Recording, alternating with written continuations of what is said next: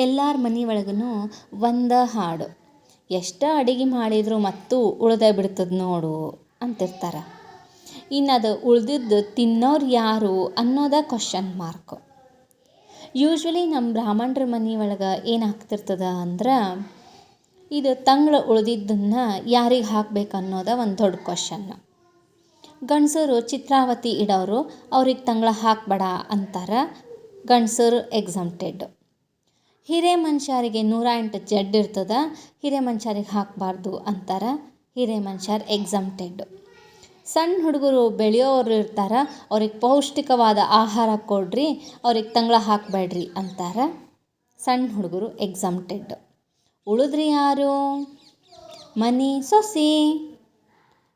ಎಷ್ಟು ಸರಳ ಹೇಳಿಬಿಡ್ತಾರೆ ಅಂದ್ರೆ, ನಿನ್ನಿದು ತಂಗಳು ಉಳ್ದದವ, ನೀ ತಿಂದುಬಿಡು, ವೇಸ್ಟ್ ಮಾಡಬೇಡ ಅಂತಿರ್ತಾರೆ.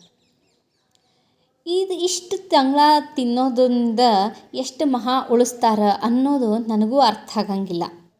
ತಿನ್ನೋದಿದ್ರೆ ಎಲ್ಲರೂ ಹಂಚ್ಕೊಂಡು ತಿನ್ಬೋದಲ್ಲ, ಸೊಸಿ ಒಬ್ಬಕ್ಕಿನ ಯಾಕೆ ತಿನ್ನಬೇಕು?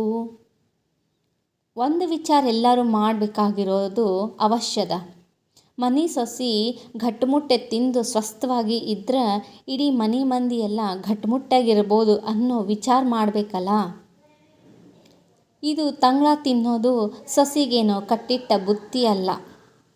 ಇದ್ರ ಬಗ್ಗೆ ವಿಚಾರ ಮಾಡೋದು ಅವಶ್ಯಕತೆ ಅದ. ಖರೆ ಅದ ಹೌದಿಲ್ಲ ಮತ್ತು ನಾ ಹೇಳೋದು.